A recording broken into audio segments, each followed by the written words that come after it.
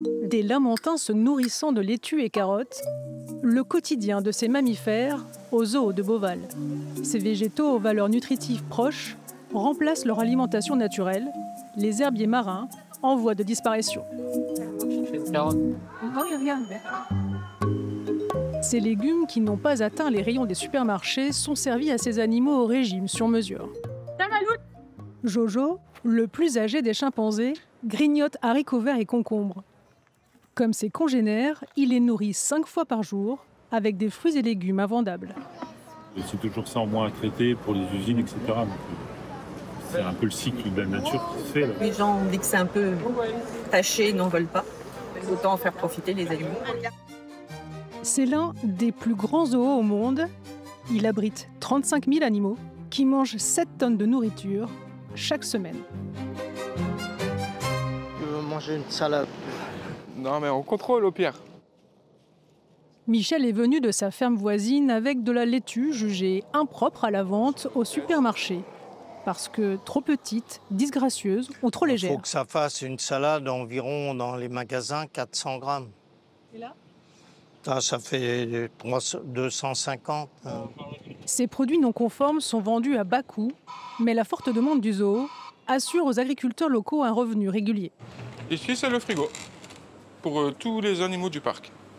Donc là, ici, c'est tout ce qui est fruits de saison. Donc on a aussi bien des melons, des pêches, des fraises, de la prune. En France, jusqu'à 40% des fruits et légumes sont jetés chaque année car jugés inesthétiques. Les animaux, eux, ne sont pas regardants sur le qualitatif. Tout est quantifié sur les régimes alimentaires. Donc le choix du fruit, le choix du légume, il va être basé sur la fraîcheur de l'aliment sur au moins une semaine pour s'assurer leur bien-être. Ces animaux sont précieux et dépendants de leurs soigneurs. Tout est contrôlé, taux d'humidité, meurtrissure, maturité. Ouais, chou-pomme. 2,6 kg de chou-pomme. Moi, personnellement, je pourrais manger n'importe quel fruit, n'importe quel légume se trouvant dans ce frigo, parce que c'est exactement la même qualité que pour l'humain. Le responsable alimentaire du zoo affirme qu'ici, rien n'est gaspillé. Sur cette tonne, c'est ça que je vais avoir de mon frigo en gaspillage, c'est-à-dire en aliments, vous voyez, qui peut aller aux poules. Les poules, une solution simple et durable. Autrefois courantes dans nos jardins, elles ont peu à peu disparu avec l'urbanisation. Mais ici, à Bucon, au nord de Paris, elles sont les stars du village. Des survivantes, chouchoutées par les habitants. Les poules viennent d'un éleveur bio qui réforme ses animaux à partir de 18 mois. Et nous, on les récupère afin qu'elles ne partent pas à l'abattoir.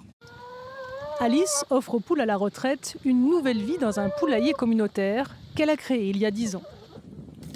Une douzaine de poules peuvent manger jusqu'à 150 kg de déchets alimentaires par an, réduisant ainsi les déchets des villageois d'environ 20%.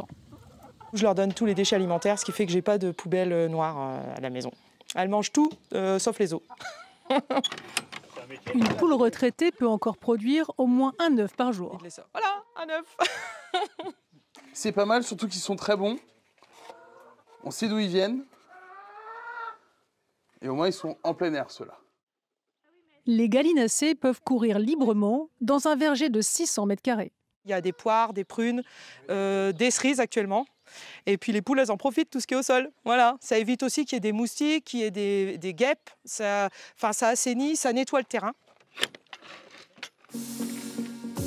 En France, chaque personne gaspille environ 60 kg de nourriture chaque année.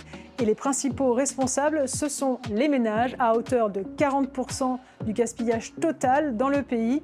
Viennent ensuite l'agriculture et l'industrie agroalimentaire qui représentent chacune 22%. Tout le reste provient soit de la distribution, soit de la restauration. C'est la première chaîne de supermarchés en France à proposer des rayons anti-gaspillage alimentaire. Des produits aux dates de péremption proches, un mauvais étiquetage ou un emballage endommagé. Une idée née d'un simple fruit. Vous allez choisir des bananes, vous allez les regarder et vous allez vous dire celle-là, ouais, il y a un petit trait ici, elle ne me plaît pas. Donc vous allez l'enlever. Et vous allez acheter que celle-là. Comme la banane, c'est le premier chiffre d'affaires de tous les rayons fruits et légumes dans le monde, et que quand vous avez trop de bananes célibataires, il faut trouver des solutions. Il y a 7 ans, le supermarché s'est associé à une application mobile où les clients peuvent acheter des paniers garnis à bas prix. Non seulement dans les supermarchés, mais aussi dans les cafés, les boulangeries et les restaurants. C'est des paniers dont la valeur de nourriture est à 12 € que vous allez pouvoir acheter 4,79 €. Au lieu de jeter ces produits, il faut les revaloriser pour trouver un système qui soit gagnant à la fois pour les utilisateurs, mais aussi pour les commerçants. Depuis la création de l'application en 2016, 100 millions de sacs de nourriture ont été sauvés à travers la France. Aujourd'hui, on se rend compte que ça touche vraiment tout le monde, toute classe sociale, les jeunes, les moins jeunes, les gens aisés, les gens moins aisés. Les mentalités changent en effet. Mais pour certains clients, il faut aller encore plus loin. Les personnes que je connais qui le font, ce sont surtout des familles. Parce que c'est pas toujours bien conçu pour une personne seule, par exemple. Dans un sens, c'est une bonne chose, mais de l'autre, ça empêche pour des institutions telles le Secours populaire de pouvoir récupérer beaucoup plus de nourriture. En France, les grands supermarchés sont légalement tenus de donner leurs invendus comestibles à des associations caritatives. Une contribution importante, mais qui reste mineure, car à l'échelle mondiale, 1 milliard de tonnes de nourriture est gaspillée chaque année.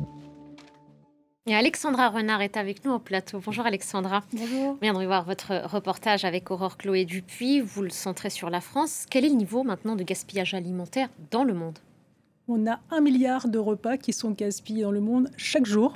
Et parallèlement, on a 800 millions de personnes qui souffrent de faim chronique dans le monde. De quoi on parle quand on parle de gaspillage alimentaire? Alors, selon le programme des Nations Unies pour l'environnement, il s'agit de toute la nourriture qui est jetée par les ménages, par la distribution, par la restauration. Ça représente en tout un cinquième de la nourriture globale qui est disponible sur la planète. On arrive à un tiers de cette nourriture quand on ajoute tout ce qui est détruit au niveau en déchets alimentaires pendant les récoltes agricoles, pendant la transformation et pendant les transports. Donc c'est énorme, un tiers de la globalité de la nourriture qui est détruite chaque jour. Est-ce que ce gaspillage ne concerne que les pays dits riches ? Alors non, ça c'est une idée reçue finalement, puisque si on compare les revenus élevés des ménages dans les pays riches avec les revenus intermédiaires supérieurs et inférieurs, on voit simplement une différence de 7 kilos de production de déchets alimentaires, oui simplement, pas tant que ça. Dans les pays chauds d'ailleurs, on produit même énormément. Ça génère ça génère beaucoup de déchets alimentaires parce qu'en fait, il n'y a pas de chaîne de froid continue qui est solide. Donc, résultat, les gens ont tendance à consommer beaucoup plus de production fraîche, des produits frais. Et donc ça génère des quantités non comestibles. Par exemple, ce sont les os, les arêtes ou les pelures de légumes ou de fruits. Et quelles sont les conséquences de ce gaspillage alimentaire mondial ? Alors ça coûte beaucoup d'argent, aussi bien pour nous consommateurs, mais aussi pour les collectivités, parce qu'il s'agit de collecter justement ces déchets alimentaires et aussi de les gérer. Ça coûte dans le monde 1 000 milliards d'euros à l'économie mondiale chaque année. Et puis évidemment aussi, ça aggrave la crise climatique parce que ça produit des 10% supplémentaires des émissions de gaz à effet de serre. Ça a un impact énorme sur les terres agricoles, sur l'eau. On estime que 28% des terres agricoles qui sont occupées pour produire de la nourriture, eh bien, toute cette nourriture, elle ne sera pas consommée. Et quels pays sont parvenus, eux, à réduire leur gaspillage? Les bons élèves? Les bons élèves, c'est ça. Ceux qui s'y frottent le plus, finalement, depuis longtemps, comme par exemple, on a le Japon, qui a réussi si on prend cette tranche-là, entre 2008 et 2019, à réduire leurs déchets alimentaires d'1 tiers. Ça, c'est énorme. Et on a aussi le Royaume-Uni qui a réussi à faire baisser ses déchets alimentaires de 18%. Depuis 2022, tous les États européens ont maintenant l'obligation de déclarer la quantité de déchets alimentaires qu'ils produisent chaque année, de la production jusqu'au ménage. Alors, comment ils y parviennent? Quelles mesures fonctionnent? Alors, ce qu'il faut faire, c'est rendre le gaspillage visible, notamment avec le tri des différentes poubelles. Comme ça, les ménages voient eux-mêmes ce qu'ils sont amenés à jeter comme nourriture. Ce qui marche bien aussi, c'est la loi contre le gaspillage alimentaire. C'est ce qu'on a appliqué en France. On était les premiers à le faire en 2016. C'était vraiment une première mondiale. C'est-à-dire qu'on force les supermarchés qui ont une superficie de plus de 400 mètres carrés à donner leurs invendus à des associations caritatives. Les Espagnols vont encore plus loin. Eux, ça concerne la même chose, mais depuis la production jusqu'aux consommations des ménages. Et ils ont même décidé que l'une denrée qui n'était pas vendue, elle doit, dans cet ordre de priorité, soit être donnée, soit être transformée, soit être utilisée pour la nourriture animale, par exemple. Ouais, c'est ça. Et puis sinon, en dernier recours, elle sera recyclée en biocarburant, par exemple, ou en essence. Mais ce qu'on peut faire aussi, c'est nous, en tant que consommateurs, ça vous importe toujours de savoir qu'est-ce que nous, on peut faire. Ce qu'on peut faire, c'est planifier les repas et faire des listes de courses. Ça paraît tout bête, mais ça évite les achats superflus. Mieux comprendre les dates de péremption et de consommation. On a tendance souvent à les confondre. Ouais, à consommer de préférence. Avant, c'est de préférence. Ouais. Donc, c'est pas la deadline. C'est ça. Vous avez bien retenu. On les regarde avec attention. Voilà, bien placer ses aliments en frigo, congélateur ou bien en vrac dans des bocaux. Et puis aussi acheter local, comme on dit souvent, hein, mais acheter local, acheter en vrac et cuisiner chez soi. Merci beaucoup pour ces précieux conseils. Il n'y a plus qu'à. Il n'y a plus qu'à. Merci à vous, Alexandra. On peut retrouver votre reportage sur vos réseaux sociaux, sur le site de France 24.